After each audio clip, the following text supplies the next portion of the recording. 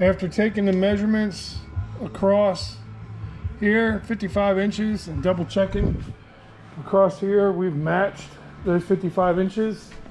So I think what I'm going to do now is just leave this sheet metal screwed in. I'm going to go ahead and start working on the A-pillar, the outside A-pillar, this piece here. I'll take these hinges off after I go ahead and take a couple more measurements just to make sure that I got everything what I want, because I'm going to end up replacing this. It's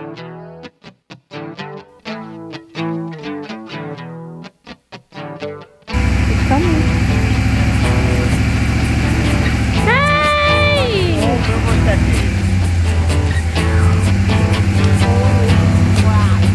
Hey, that's a yeehaw moment right there.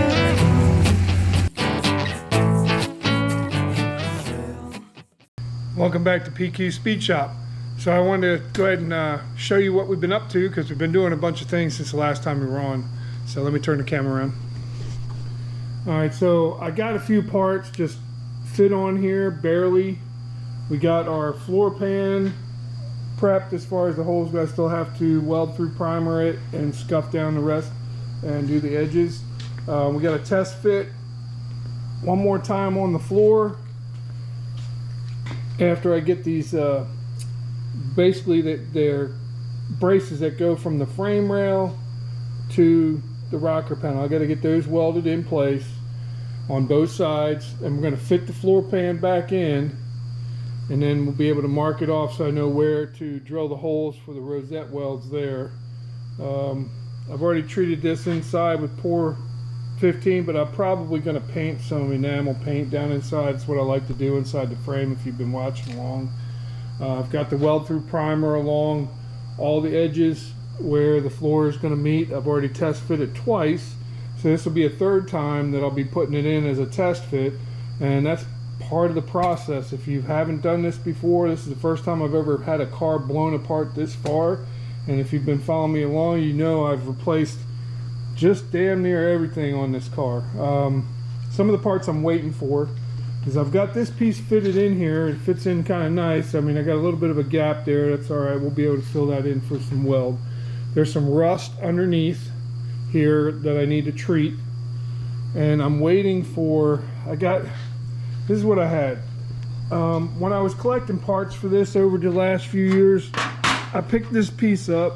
I think I got it through Rock Auto, but it's a pair of Goodmark panels, and this is actually what I put on the other side, on the driver's side, that I'm going to have to go back and replace. And this is the issue with sheet metal. So although the measurements fit well, what happened was, if you can see here, there's no room for this to go any farther. So the width of it does not meet up. So this panel's not made real well, and unless I want to butcher it up, which I don't, I just don't feel comfortable with that panel. So unfortunately, I hate spending money twice for anything. If you're like me, you know what I'm talking about. So I've got one piece in, but I'm waiting for the other. This is AMD, and I just simply put them up side by side to see the difference. And let me see if I can lay this up here. You can see there's some difference on the shape. Sorry about that, the compressor came on just as I was talking. So there are some differences between the shapes of how these are, and there's some space. You see between that hinge panel there and the edge, there's a space. On this one, there is no space. None whatsoever. And that I think is where it's running into the issue. So, I mean, this panel here might have been okay, but I just, since I'm going ahead and ordering the AMD replacement panel for this one, I went ahead and ordered both, and the other one's coming straight from Georgia, so it'll take, I think it's going to be here Monday or Tuesday. The other part that I'm waiting on is, I'm not waiting on any of the other parts. Oh, the channel part. So The other part I'm waiting for is on the channel. I did start taking the roof off. I didn't get too much over here. I got into some lead. I just stopped. But I went ahead and took the roof panel off, and you can see I'm going to go ahead and treat this with what we call in shop days with metal prep, but it's phosphoric acid. It's green. The green shit, Ospo is one brand. I'm using a different brand, but it's the same stuff. I'm going to have to go in and do this. But anyways, I need to go in and do some patch panels and stuff like I did on the other side. But I went ahead and ordered the Barracuda. They make all these frame rails for this. I have this piece now. If you remember, on the other side I put in a donor car piece, which I didn't have to do for this part. So I may go ahead and swap them out with the AMD part, because this is new. It's new metal. I need to build this up as much as that. But honestly, I mean, it's surface rust, but for the most part, other than this section down in here, it's pretty solid. And I'm really happy with that. I was afraid I was going to have to replace some bows and stuff. I have to go back and take the rest of this edge off, but I want to go ahead and cut it out so that I can start treating it underneath. You see, even had some mouse nest garbage up in here. This car was really bad. I mean, really, really bad. Somebody asked me yesterday how much of the car is original yet, and it was a very short list. So if you remember, the cross, the torsion bar cross member is original. The underpinning is original. Dude, there's just not, the back package tray is original. There's not a whole lot that is original. Any place that I could have replaced parts that were rotted out, I did. Oh, this piece is good. I'm going to leave this piece in. We're going to save this. So that this inner door jamb, that the other side was completely shot and had to be replaced. And I'm not sure if I shot that on video or I didn't get the video out yet, but essentially what they did is they sent me a Barracuda inside piece, and I had already put it in there. That's my fault. I didn't check it against the old part, which is one of my faux pas. And so I ended up double checking, measuring everything, and they're the same other than this edge. So I went ahead and took measurements off the other edge, and I basically patched in a panel that made it the right shape there. But other than that, everything else is the same on that part. On the other side, well, let's go around the front first. So on the front, I got the pieces in, I got the shock towers in, and I took all the measurements, double checked the measurements, everything's good. I'm still tweaking it a little bit. These inner fender panels came in a package. It was like all a bunch of different pieces, the braces and all that stuff came in a box. I think it's made by OER, got through Classic Industries. And for the most part, the piece is fine. It matches the original piece pretty well, except for, you know, like all other aftermarket sheet metal, sometimes you got to do some trimming and stuff, and you can see where it's a little hard there, so it's not exactly coming down where it should be here. It should be pretty much level with the top of that, and it's a little high, and that's because it's not falling down. So I'll go in here and I'll just hit it with the grinder a little bit, because the rest of it's fine. The rest of it fits fine. I also have to go in there and tap it down a little bit. It's not all the way down the front, but the measurements across from the shock tower to shock tower, from the front of the frame rail back, from the inner side of the frame rail this way, and on the outside of the frame rail that way, everything else lines up and matches up pretty good.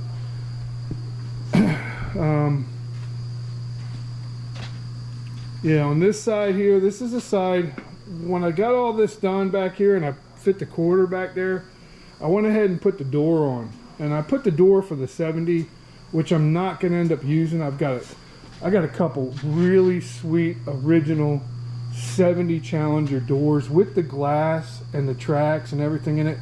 No rust whatsoever. You could feel there's no Bondo in here. I mean, these doors are nice.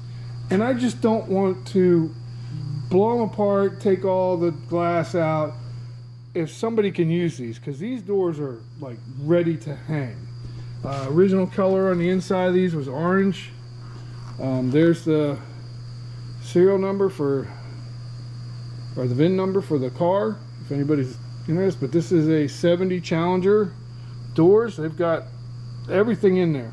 Heavy suckers they are, with all the glass and everything in there. But I had picked these up thinking that, oh, you know, I didn't want to do door skins, I'll just replace those. But you know what, there's so little on this car that's original, I went ahead and decided to do the door skin. So I've got one of the doors over there, that's the passenger side door, and I took the glass out. I'm having some issues with some of the hardware being froze up on there, so we will get to that eventually. But I think for the most part what I want to try to do today is get the floor in.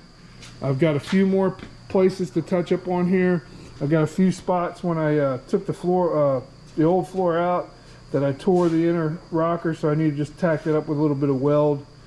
And I want to go ahead and do a little bit of welding around those seat braces. Just, you know, put a couple tacks in there, strengthen up a little bit, and put these frame rail to rocker panel support floor support braces in, and then we'll go ahead and fit the door again. I'll mark it, get it notched, and let's get this floor in. And I'll feel like I'm got something accomplished. And you know, once we get that floor in, then we can start working on the rest of it, the front end, and bring that around. So let's get busy.